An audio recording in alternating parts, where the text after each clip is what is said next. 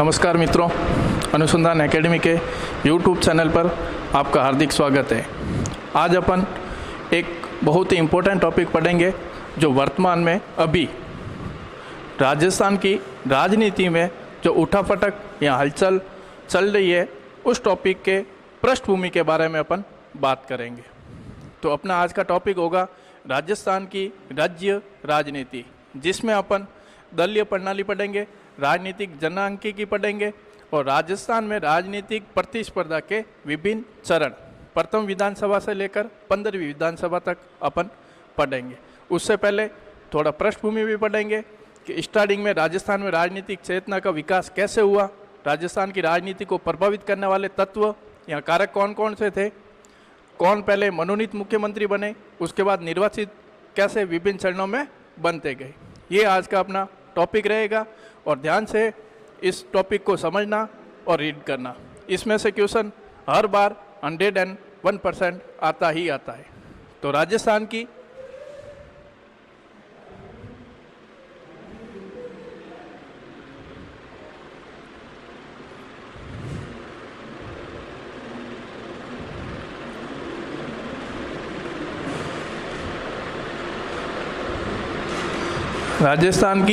राज्य राजनीति, ये अपन आज टॉपिक पढ़ेंगे।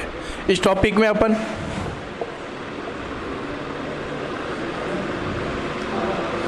दलीय प्रणाली,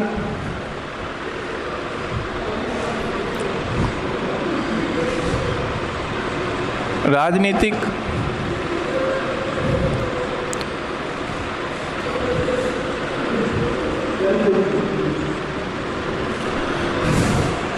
और राजस्थान में राजनीतिक प्रतिस्पर्धा के विभिन्न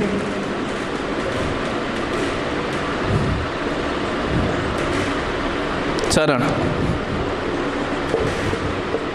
ये आप आज अपना टॉपिक रहेगा। इसके बारे में अपन पढ़ेंगे और बहुत इम्पोर्टेंट टॉपिक है। तो अब इसको लिखना कम और समझना ज़्यादा है। राजस्थान में सबसे पहले राजनीतिक चेतना का विकास जो हुआ है वो प्रजामंडल आंदोलनों से शुरू हुआ है। प्रजामंडल आंदोलनों से शुरू हुआ था।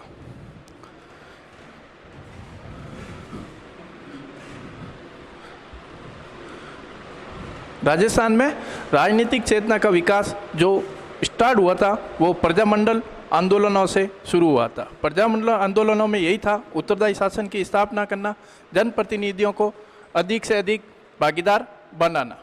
तो इस तरह इसी क्रम में प्रजामंडल आंदोलनों से पहले भी राजस्थान के राजाओं ने, क्योंकि यहाँ पर राजस्थान में रियासतें थी, तो यहाँ पर राजस्थान के राजाओं ने भी प्रतिनिधि सभाएं स्थापित करने की कोशिश की, लेकिन वो सफल क्यों नहीं हो पाई? क्योंकि उस प्रतिनिधि सभाओं में जन प्रतिनिधित्व नहीं था।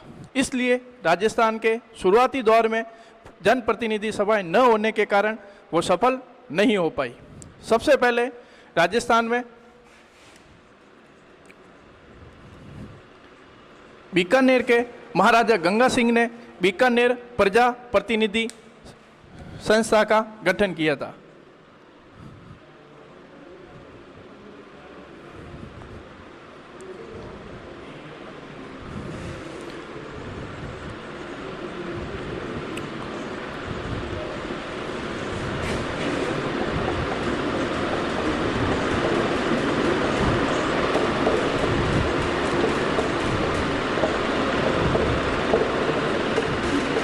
सबसे पहले बीकानेर महाराजा गंगा सिंह ने 1913 में बीकानेर प्रजा प्रतिनिधि सभा का गठन किया और इसी क्रम में टोंक, उदयपुर आदि जगहें भी स्थापित की गई। फिर 1945 जयपुर में दो दलीय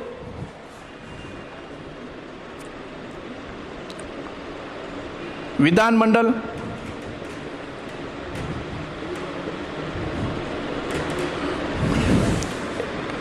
स्थापित किया गया, जिसमें एक था धारा सभा और दूसरा था प्रजा प्रतिनिधि सभा।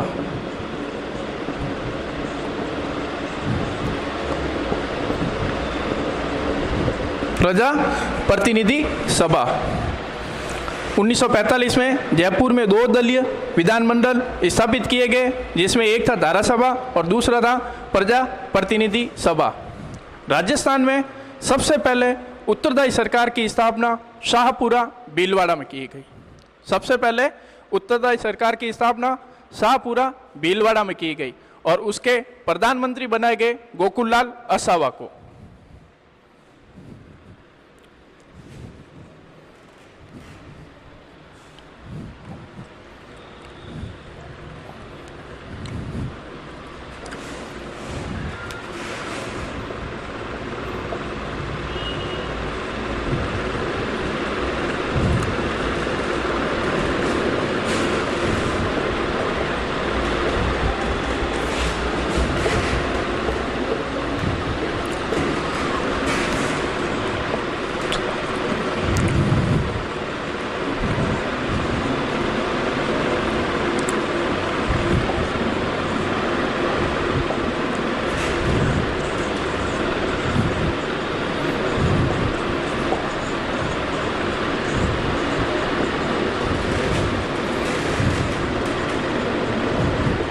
गोकुललाल असावा को इसका प्रधानमंत्री बनाया गया।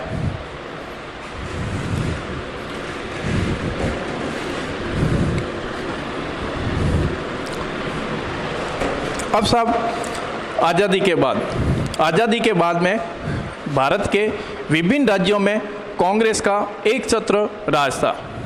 कांग्रेस का एक छत्र राज था भारत के विभिन्न राज्यों में, लेकिन राजस्थान में सामंतों का प्रभाव अधिक था और आज़ादी से पहले राजस्थान में कांग्रेस की अनुपस्थिति थी। राजस्थान में कांग्रेस की अनुपस्थिति थी और सामंतों का प्रभाव के कारण राजस्थान में कांग्रेस पांव नहीं जमा चुकी।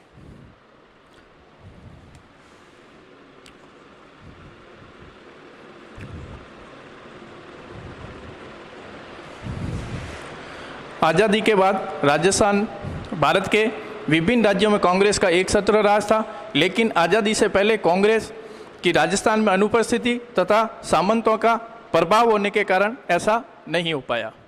राजस्थान में सामंतों ने गैर कांग्रेसी पार्टियों को अपना समर्थन दिया। राजस्थान में सामंतों ने गैर कांग्रेसी पार्टियों को अपना समर्थन दिया और उसमें प्रमुख थे भारतीय जनसंघ,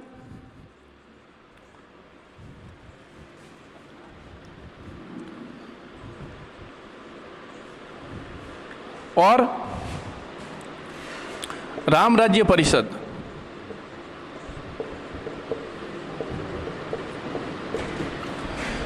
सामंत गैर कांग्रेसी पार्टियों को अपना समर्थन देते थे, जिसमें प्रमुख थे भारतीय जनसंघ और राम राज्य परिषद। तो शुरुआत में विपक्ष क्या है कि एकजुट नहीं था। शुरुआत में विपक्ष है जो एकजुट नहीं था, तो इसीलिए प्रथम 3 विधानसभा चुनाव हुए।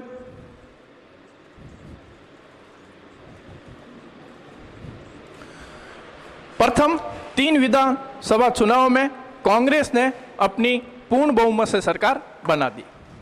सामंतों ने राजस्थान में गैर कांग्रेसी पार्टियों को अपना समर्थन दिया और जिसमें प्रमुख थे भारतीय जनसंघ और राम राज्य परिषद, लेकिन ये जो विपक्ष था वो एकजुट नहीं था। इसी वजह से राजस्थान में शुरुआत में 3 विधानसभा चुनाव में कांग्रेस अपनी सरकार बनाने में सफल रही।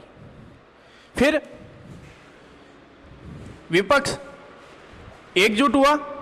विपक्ष तीसरी विधानसभा चुनाव के बाद विपक्ष एकजुट हुआ, तब कांग्रेस के लिए खतरा उत्पन्न हुआ। और उसी समय राजस्थान में 1967 में राजस्थान में पहली बार राष्ट्रपति शासन लागू हुआ।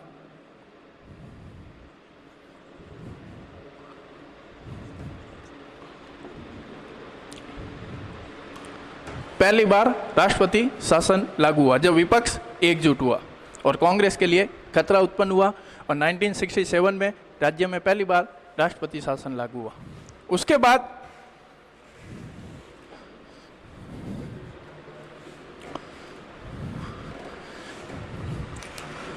1977 भारतीय जनसंघ केंद्र में सरकार बनी और राजस्थान में पहले गैर कांग्रेसी मुख्यमंत्री भैरू सिंह शेखावत बने।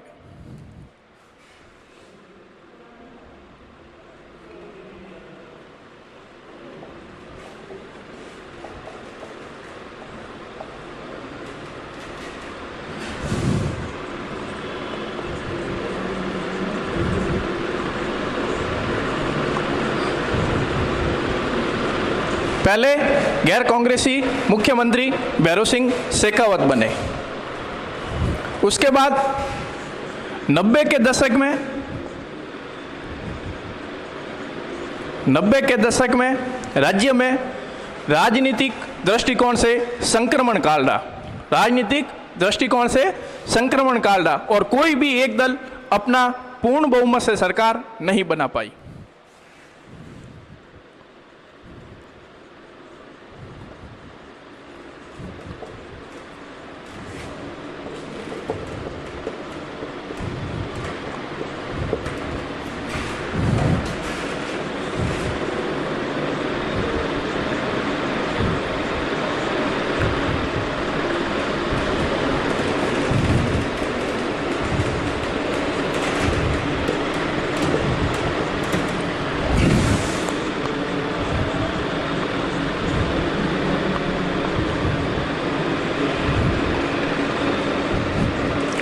कोई भी एक दल पूर्ण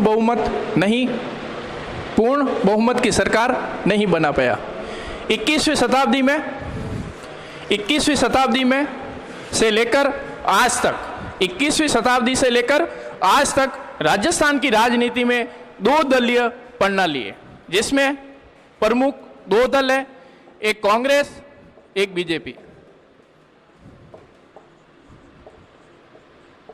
21वीं सदी से लेकर आज तक राज्य में 2 दलीय प्रणाली है, जिसमें प्रमुख है कांग्रेस और बीजेपी।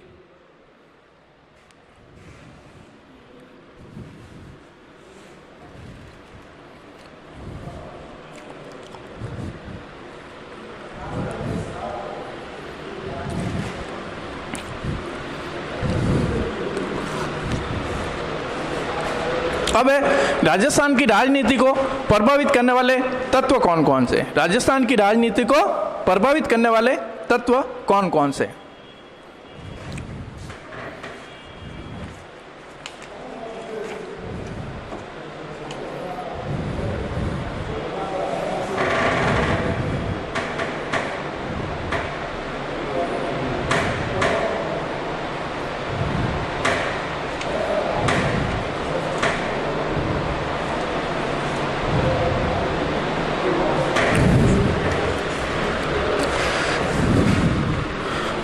राजस्थान की राजनीति में सामंतों का अधिक प्रभाव था और उस वजह से सामंत वर्ग तो जो था वो कांग्रेस से अलग था, कांग्रेस के सपोर्ट में नहीं था और उस वजह से कांग्रेस के द्वारा किए गए भूमि सुधार, अन्य सामाजिक सुधारों की वजह से सामंत वर्ग नाराज हो गया और उसके बाद में कांग्रेस के पक्ष में किसान जातियां जो थी, किसान वर्ग जो था, जैसे गुर्जर है, जाट है आदि, ये कांग्रेस का फेवर करने लगे।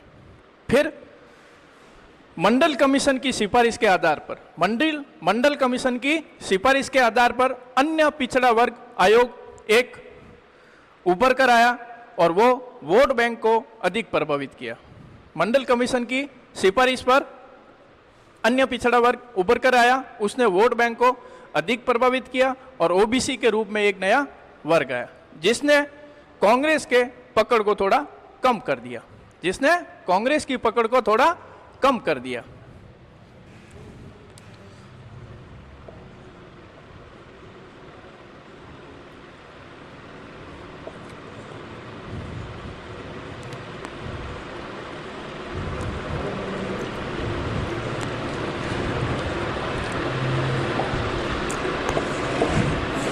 उसके बाद में राजस्थान की राजनीति में जाति एक महत्वपूर्ण भूमिका निभाती है। जाति एक महत्वपूर्ण भूमिका निभाती है।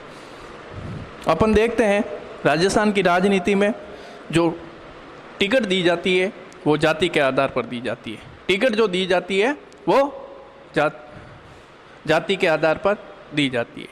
इवन जो मंत्री परिषद होता है उसमें भी जाति के आधार पर मंत्री बनाए जाते हैं।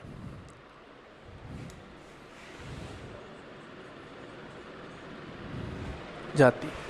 उसके बाद है अपन पढ़ रहे हैं राजस्थान की राजनीति को प्रभावित करने वाले तत्व। पहला अपन ने देखा सामंत वर्ग, जो कांग्रेस के द्वारा किए गए सुधार जैसे भूमि सुधार है, अन्य सामाजिक सुधार है, उसकी वजह से नाराज थे, तो कांग्रेस के सपोर्ट में नहीं थे। कांग्रेस के सपोर्ट में अन्य जातियां थी, किसान जातियां, जो कांग्रेस को सपोर्ट करती थी, जाट है, गुर्जर है, वो। उसके बाद मंडल कमीशन के आधार के सिफारिश के आधार पर एक नया वोट बैंक उभर कर सामने आया, ओबीसी। फिर जाति एक राजस्थान की राजनीति में महत्वपूर्ण भूमिका निभाती है।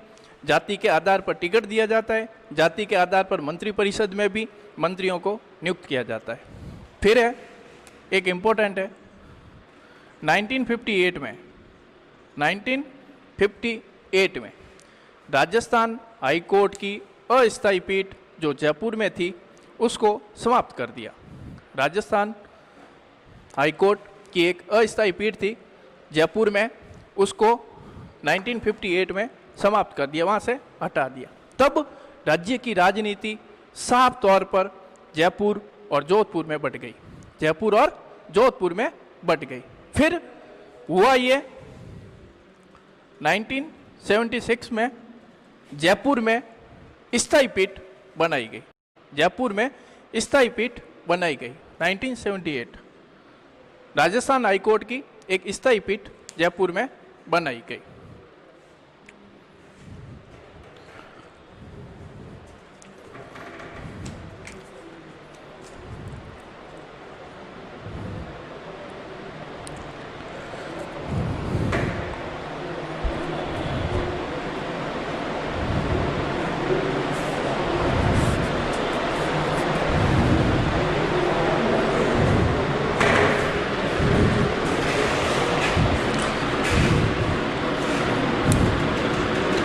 उसके बाद में राजस्थान की राजनीति में अनुसूचित जाति और अनुसूचित जनजाति भी राजस्थान की राजनीति को प्रभावित किया।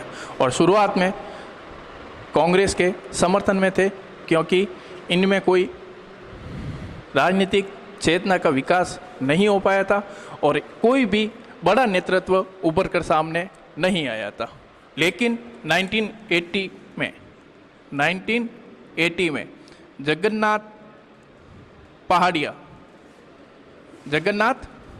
पहाड़िया राज्य के पहले अनुसूचित जाति के मुख्यमंत्री बनाए गए 1980 में। तो अब अनुसूचित जाति और जनजाति का राज्य की राजनीति में प्रभाव रहा है, लेकिन शुरुआत में इनमें कोई राजनीतिक चेतना का विकास नहीं हो पाया था और कोई भी बड़ा नेतृत्व उभर कर सामने नहीं आया था। 1980 में जगन्नाथ पहाड़िया अनुसूचित जाति के राज्य के पहले मुख्यमंत्री बनाए गए। फिर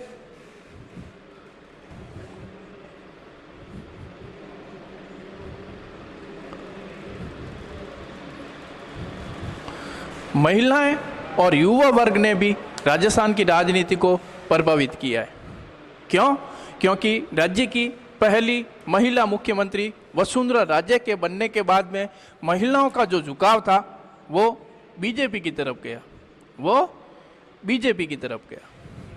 और अपन देखते हैं वर्तमान सरकारों द्वारा जो भी योजनाएं बनाई जाती है वो महिलाओं और युवाओं को ध्यान में रखकर बनाई जाती है। क्यों? क्योंकि ये राजनीति को प्रभावित करते हैं। महिलाएं और युवाओं ने भी राज्य की राजनीति को प्रभावित किया है। क्यों? क्योंकि राज्य की पहली महिला मुख्यमंत्री वसुंधरा राजे जब बनी तब महिलाओं का झुकाव बीजेपी की तरफ अधिक हुआ, और इसी वजह से विभिन्न राज्य सरकारें जब भी योजनाएं बनाती है तो स्पेशली महिलाओं और युवाओं को ध्यान में रखकर बनाते हैं।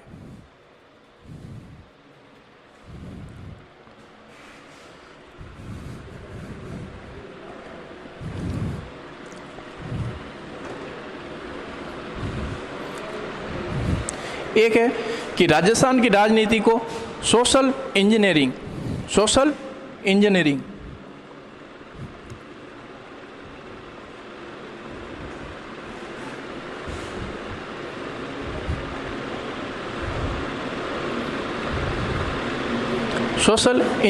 ने भी प्रभावित किया है।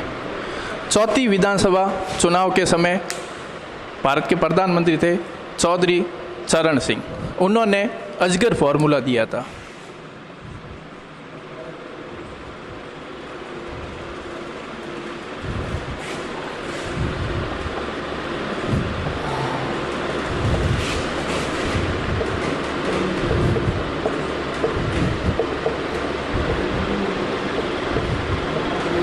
अजगर फॉर्मूला ने भी राज्य की राजनीति को प्रभावित किया है। फिर है मुस्लिम और दलित वर्ग, इन्होंने भी राज्य की राजनीति को प्रभावित किया है। शुरुआत में इनमें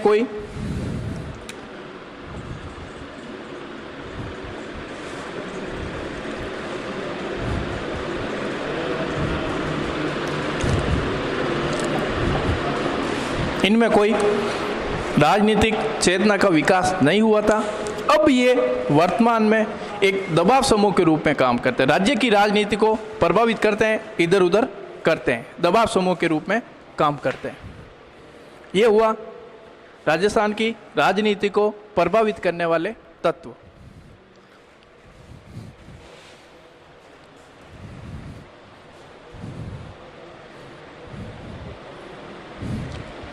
अब भारत जब आज़ाद हुआ 1947 में और राजस्थान के एकीकरण के समय राजस्थान में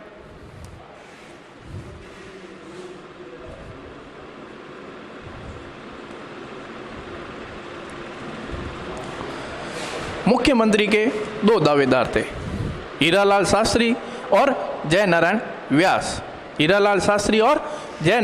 व्यास। अब मुख्यमंत्री, मनोनीत मुख्यमंत्री किसको बनाना है?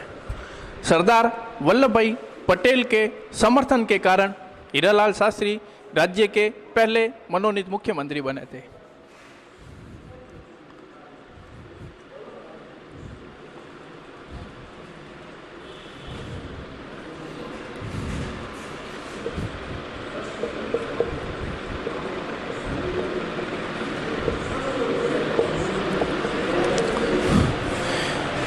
एकीकरण के समय, आज़ादी के बाद में एकीकरण के समय राजस्थान में मुख्यमंत्री के दो प्रबल दावेदार थे, हीरालाल शास्त्री और जयनारायण व्यास। लेकिन सरदार वल्लभ भाई ने हीरालाल शास्त्री को समर्थन दिया और राजस्थान के पहले मनोनीत मुख्यमंत्री बनाए गए हीरालाल शास्त्री। लेकिन व्यास गुट द्वारा, जयनारायण व्यास गुट के विरोध के कारण हीरालाल शास्त्री को सीएम पद से हटाया गया और CS वेंकटाचारी, जो कि एक IAS थे, उनको राजस्थान का दूसरा मनोनीत मुख्यमंत्री बनाया गया। थोड़े टाइम बाद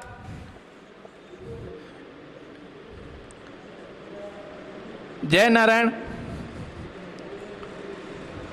व्यास को राजस्थान का तीसरा मनोनीत मुख्यमंत्री बनाया गया। अब ध्यान रखना, राजस्थान के मनोनीत मुख्यमंत्री 3 बने हैं। पहला हीरालाल शास्त्री, दूसरा CS वेंकटाचारी जो कि एक IAS अधिकारी थे, IAS या उससे पहले ICS कहते थे, जयनारायण व्यास। तो आपके क्वेश्चन आ जाता है कि राजस्थान के पर मनोनीत मुख्यमंत्री निम्नलिखित में से कौन नहीं रहा है? तो ये 3 नाम, एक और आ जाएगा टीकाराम पालीवाल। तो टीकाराम पालीवाल आपको गलत करना है क्योंकि वो मनोनीत मुख्यमंत्री नहीं थे। अब अपन कल पढ़ेंगे राजस्थान की राजनीति के विभिन्न चरण, पहली विधानसभा से लेकर 15वीं विधानसभा तक।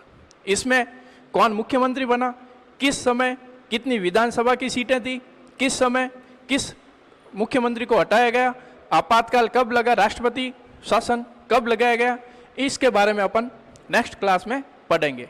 Thank you.